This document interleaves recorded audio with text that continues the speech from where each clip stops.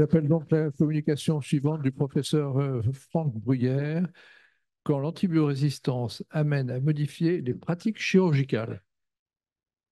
Intéressant.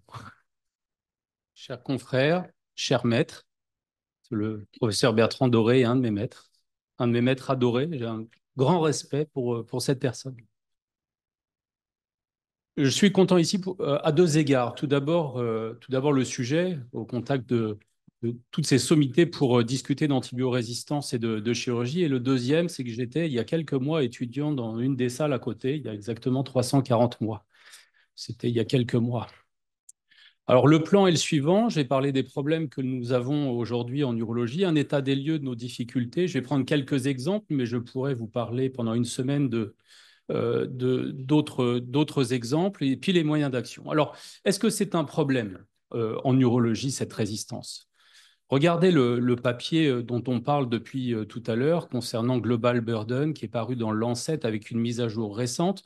On voit très bien que la résistance et que les morts attribuables à la résistance en dehors de la période néonatale, touchent les hommes d'aux alentours de 70-80 ans, qui sont notre population d'urologie du quotidien.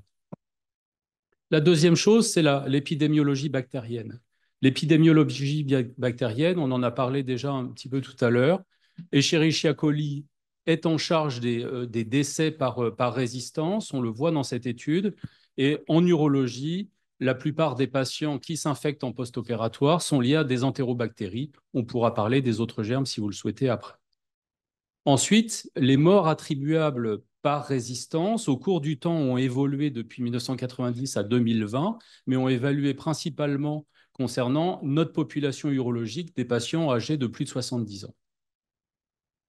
Et enfin, lorsqu'on voit l'épidémiologie bactérienne et l'évolution de cette résistance au cours du temps, encore une fois, c'est Escherichia coli et ce sont les patients de plus de 70 ans.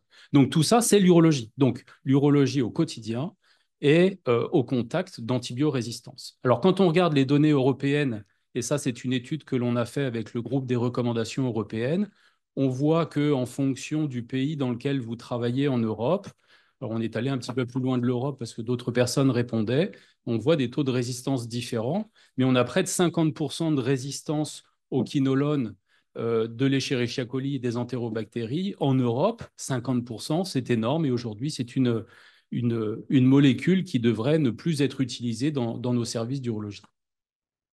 Quand on regarde les études françaises révèlent, et là on a ici un tableau intéressant, qui sont les ECBU réalisés avant chirurgie urologique. Eh bien, ces ECBU nous révèlent de plus en plus des germes résistants aux antibiotiques. Donc, que faire devant ces bactéries? Bien évidemment, au quotidien, nous sommes confrontés à des résistances et ça modifie complètement nos pratiques. Alors, je remercie Pascal que nous avions invité, Pascal Astagno, avec le groupe Speak Me au 100e congrès français d'urologie, où nous avions fait un forum sur les infections urinaires associées aux soins. Et donc, j'ai pris quelques-unes de ces diapositives pour vous montrer l'algorithme qui a été travaillé avec le groupe Speak Me pour définir ce que c'est qu'une infection post-opératoire dans cette détection qui doit être semi-automatisée. Parce que si vous demandez au chirurgien combien as-tu d'infections post-opératoires, il veut dire oh, bah, c'est rare, hein, j'en ai peu. En revanche, lorsque vous demandez à l'hygiéniste, il y en a un peu plus. Et on doit rendre les choses un peu semi-automatisées de façon à avoir des vrais chiffres qui relatent la vérité. La problématique, c'est qu'en urologie, on a des infections post-opératoires dont le diagnostic est plus difficile. Plus difficile parce qu'on a des infections d'espace, des infections d'organes, certes, des infections profondes, qui amènent à faire un algorithme complètement différent. Et cet algorithme ne tient pas compte de la bactériologie, c'est-à-dire qu'il ne faut pas se suffire d'un ECBU positif pour dire il y a infection. Et c'est ce qu'on a fait avant. Hein. C'est ce qu'on a fait avant et c'est ce que certains font encore aujourd'hui, de dire ah j'ai un ECBU positif, donc je vais prescrire des antibiotiques. Et c'est peut-être là où on doit travailler pour améliorer les pratiques.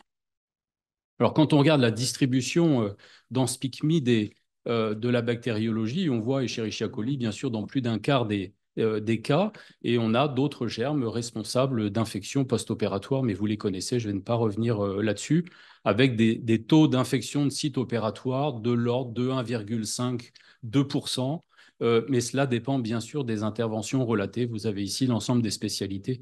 Vous aurez accès bien sûr à ces diapositives. Alors, nos difficultés, et la difficulté qu'on a principalement dans les infections liées aux soins, c'est la définition.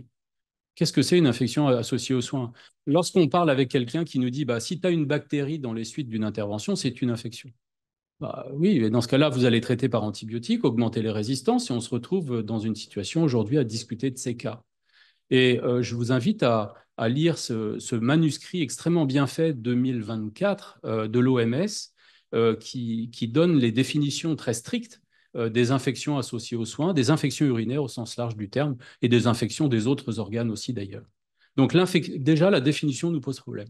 Et puis, on a plein d'autres problèmes. En urologie, on a plein d'autres problèmes puisque nous nous occupons du diagnostic avec des fibroscopies, des biopsies de la prostate et à chaque fois, ce sont des ECBU ou des antibiotiques. À chaque fois. Donc, si on ne lutte pas contre ça, on a une augmentation des résistances dans nos services. Et d'un point de vue thérapeutique, on a des infections sévères. L'urétéroscopie, dont Bertrand Doré est des principaux développeurs de l'urétéroscopie en France, il a beaucoup travaillé sur la lithiase. Il sait aujourd'hui que cette intervention peut être liée à une mortalité post-opératoire. Une intervention bénigne, hein, on vous enlève un petit calcul dans l'urtère et pourtant les patients décèdent. Pourquoi ils décèdent? Bah parce qu'il y a une infection après. Et donc, on a les moyens de diminuer ces infections et je vous dirai après pourquoi. Et puis enfin, les troubles mictionnels liés à la prostate, l'intervention faite le plus fréquemment en urologie, s'infectent de façon régulière, la cystectomie aussi et les sondes endoururétérales que nous mettons au quotidien. Puis il y a des infections peu sévères ou plutôt rares. La prostatectomie, finalement, c'est rare. La néphrectomie, la transplantation rénale se complique assez peu d'infections. Et puis enfin, il y a toutes celles où on dit bah ça va s'infecter, c'est sûr, il y a une prothèse, comme disent les orthopédistes. Eh bien non, c'est faux. Les implants péniens, les sphincters artificiels ne se compliquent que rarement d'infections, on pourra en parler après. Et puis on a toutes les infections qui ne sont pas liées aux soins. Les pyélonéphrite, qu'elles soient obstructives ou non, les infections urinaires associées, enfin masculines, les prostatites dont on parlait avant, qui font l'objet de recommandations aujourd'hui, les infections sexuellement transmissibles et cystites récidivantes, aujourd'hui, sont carrément corrélées à la résistance bactérienne. Et l'incidence augmente en lien avec la résistance. Ça, on le sait aujourd'hui. Pour l'infection associée aux soins, ce n'est pas sûr du tout. Concernant les pyélonéphrites, je vais passer très vite. 2 études SNDS sur des infections hospitalisées en France. On a réussi à sortir près de 5 millions d'infections dans cette base de données. Et sur ces 5 millions d'infections, on a relevé 2 millions de pyélonéphrite. Et sur ces 2 millions de pyélonéphrite, on a peu accès à la résistance puisque, hélas, dans la base SNDS, on n'a pas accès à la résistance. Mais ce que l'on sait, c'est que l'augmentation de la nécessité d'opérer ces pyélonéphrites, on voit au cours du temps, elle augmente. Pourquoi? Ce n'est pas l'incidence de la lithiase qui augmente, hein. C'est probablement la résistance qui nous pousse à prendre en charge ces patients de plus en plus précocement et à les dériver de plus en plus parce que l'antibiotique qu'on a donné initialement ne marchait pas. Et donc, il faut les opérer de plus en plus.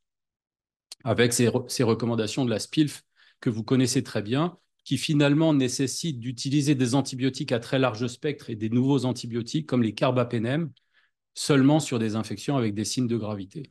Mais ça, c'est à condition de les suivre, regarder au quotidien. Hélas, les gens utilisent des pénèmes, l'argamanu au quotidien, même si l'infection n'est pas associée à des signes de gravité. Alors, je vais prendre un exemple intéressant qui est la biopsie de la prostate.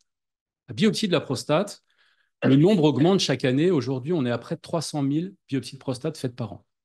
300 000, imaginez, c'est quand même beaucoup. Pourquoi? Parce qu'il y a un des traitements du cancer de la prostate qui est la surveillance. Et dans la surveillance, il y a la biopsie. Et donc, on fait de plus en plus de biopsies. Alors, en faisant ces biopsies, on s'est aperçu, études qu'on a publiées maintenant quelques années dans le journal américain, on a en France 2,8% d'infections post-biopsie de la prostate. C'est pas mal, 2,8%. Dans notre service, on est à 0,5%. Dans d'autres études, ça monte jusqu'à 10%. Donc, c'est énorme. Donc, en fonction du lieu où vous allez être, il va y avoir une augmentation des résistances. Alors, dans l'analyse multivariée, ce qu'on avait, c'est que la prise récente d'antibiotiques augmentait le risque infectieux, alors qu'on est en train de dire qu'il faut donner des antibiotiques pour diminuer le risque infectieux.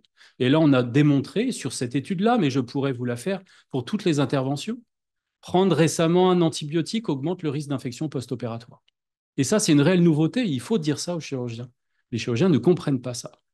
Et la prophylaxie, autre que les recommandations. Oui, ne pas suivre les recommandations augmente le risque infectieux. Ça vous paraît être une lapalissade, et pourtant, au quotidien, près de 25% des gens ne suivent pas les recommandations.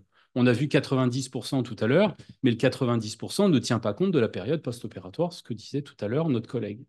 Donc, le respect de la recommandation est absolument indispensable et aujourd'hui, on n'est pas obligé de le faire. Alors, si on regarde sur une carrière, 3000 biopsies dans ma carrière, je vais en faire 3000, c'est une moyenne française, avec un taux de mortalité de 6 pour 10 000 à peu près. La prostatectomie, je vais en faire 400, c'est une moyenne, avec un risque de mortalité qui n'est pas à zéro non plus. Eh bien, je vais tuer 2 fois plus de malades avec biopsie qu'avec prostatectomie totale. Ça veut dire que le diagnostic tue plus que le traitement. Il y a un problème, non? Pourrez-vous faire ça pour toutes les interventions? La résistance augmente-t-elle le risque de complications? Eh bien, la réponse, elle est non. Elle n'augmente pas le risque de complications concernant cette biopsie de la prostate. On voit dans l'étude de NAM que vous avez en bas à gauche l'augmentation claire du nombre d'infections post-biopsie de la prostate, avec un taux de biopsie, on va dire, relativement à la population qui est homogène. Et dans l'étude de Jérémy Gremette, on voit aussi une augmentation du nombre d'infections. Mais l'étude de Jérémy Gremette, c'est une étude australienne. La résistance bactérienne, elle est stable.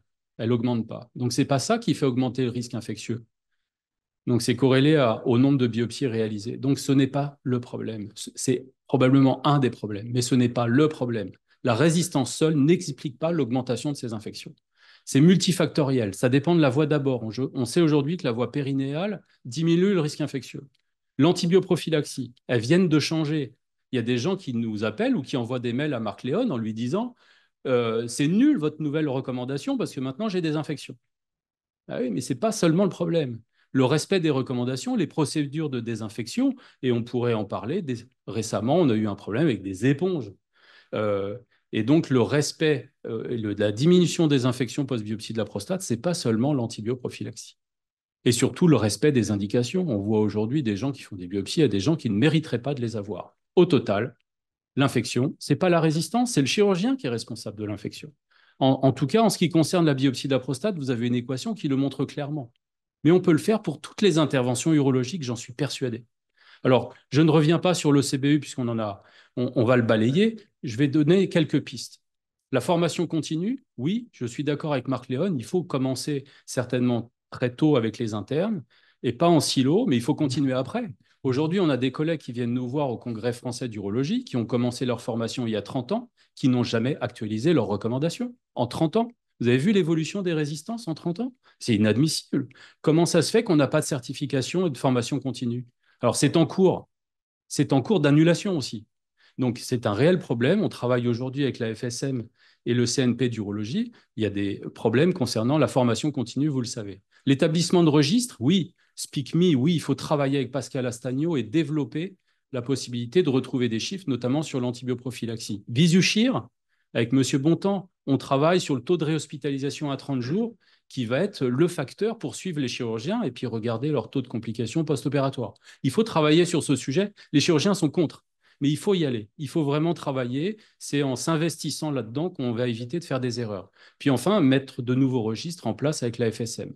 Responsabiliser les patients, c'est un des moyens. Nous, on le voit pour les biopsies de la prostate. On a fait une feuille avec nos recommandations de l'AFU où on leur dit en post-opératoire, si vous avez de la fièvre, c'est de la rocéfine. Ça leur évite de revenir avec de la norfloxacine qui, on sait, ne fonctionne pas. Une collaboration pluridisciplinaire. Je suis très heureux d'avoir entendu Marc Léon sur ce sujet, parce que je suis tout à fait d'accord avec ce qu'il a dit précédemment. Et puis enfin, une aide à la rédaction de recommandations. Il faut aider nos collègues chirurgiens. Aujourd'hui, ils n'ont pas de recommandations sur tous les sujets.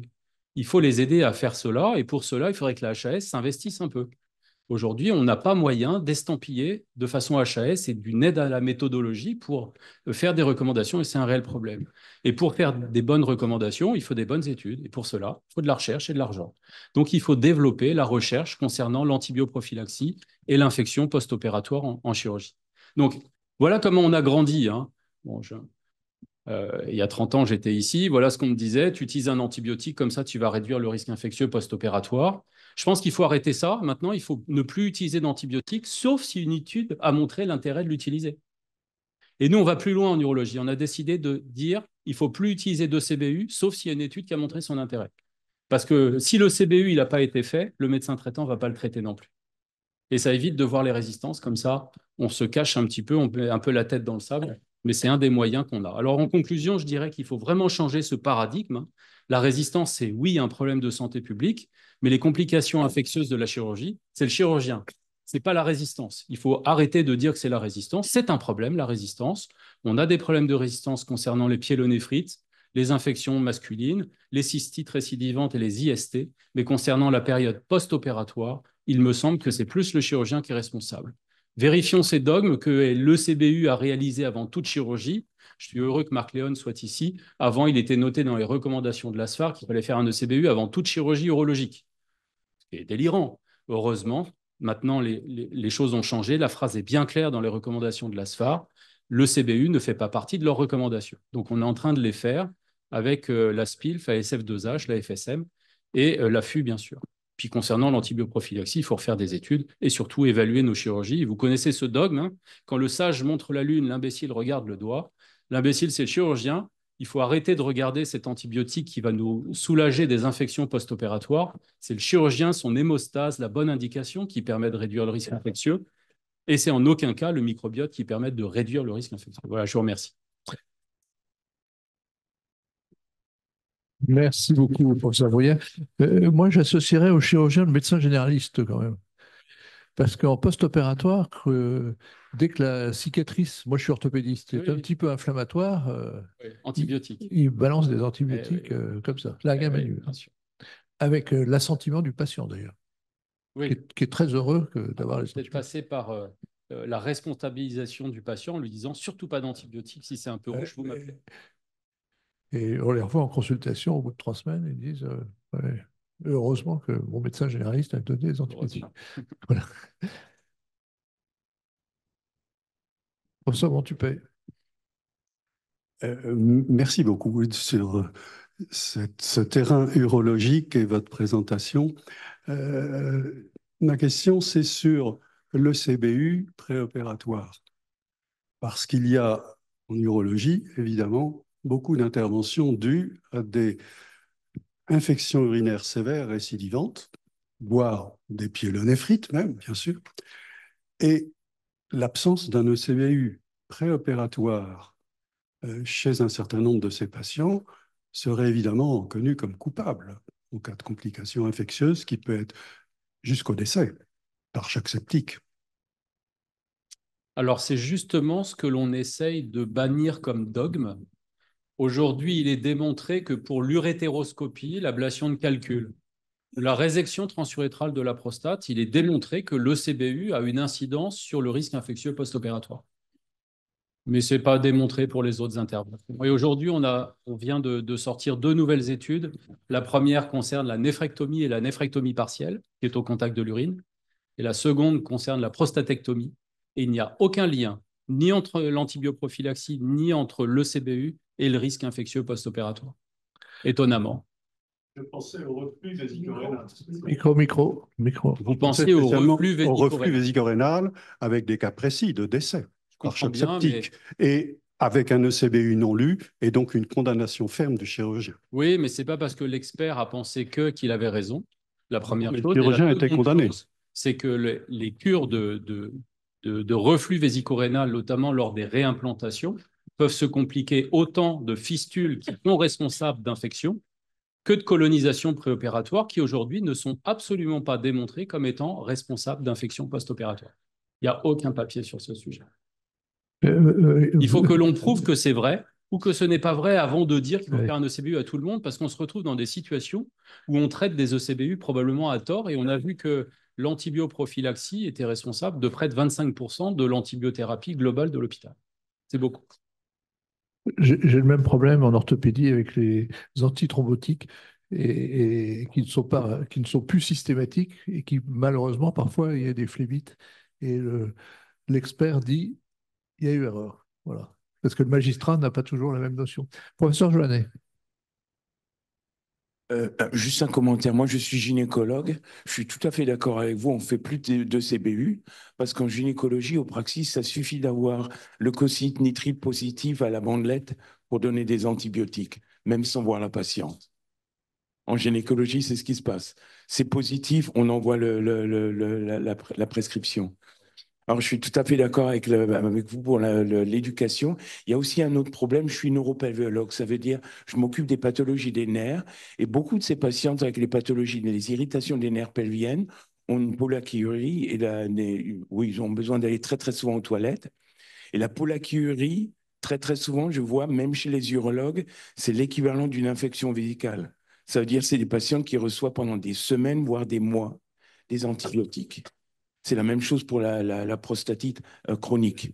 Très souvent, ce n'est pas une prostatite, Oui. c'est une irritation des nerfs pelviens.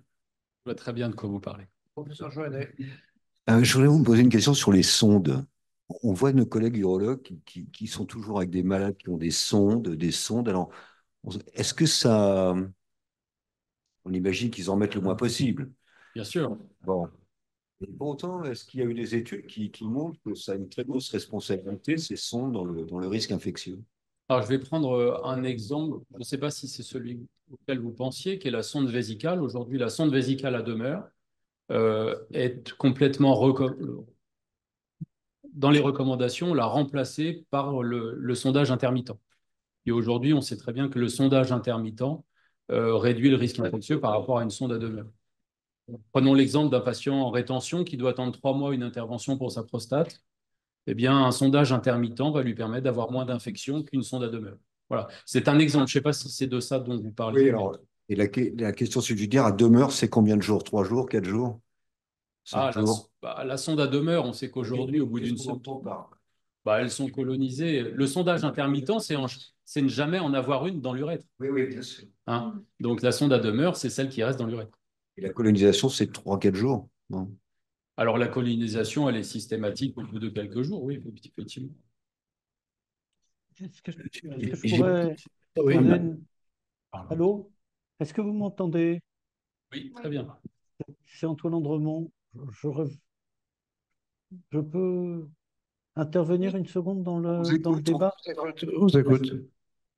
Oui, c'est à propos des experts. Il se trouve que j'ai une longue carrière d'expert auprès des tribunaux et j'ai vu beaucoup de, de- de cas où les questions qui ont été évoquées se posaient.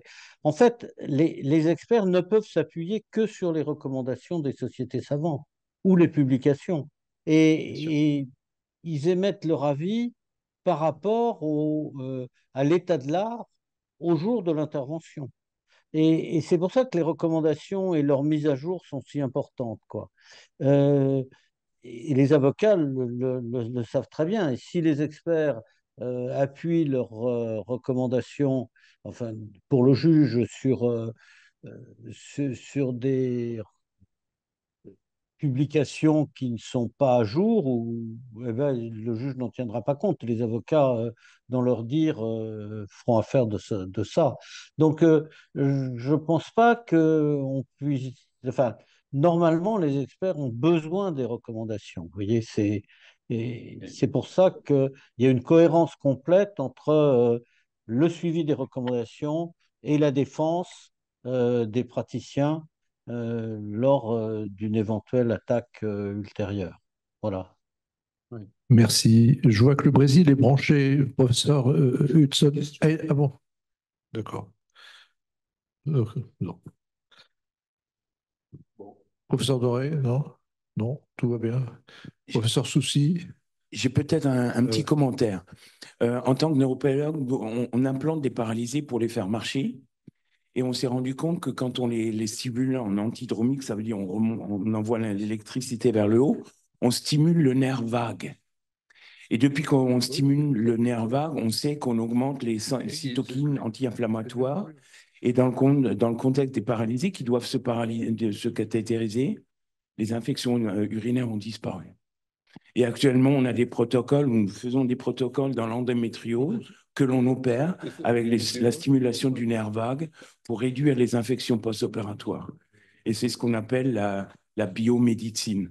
Et là, ça serait peut-être un monde complémentaire à l'antibiothérapie dans l'avenir. Merci. Merci beaucoup. Oui, oui, merci beaucoup.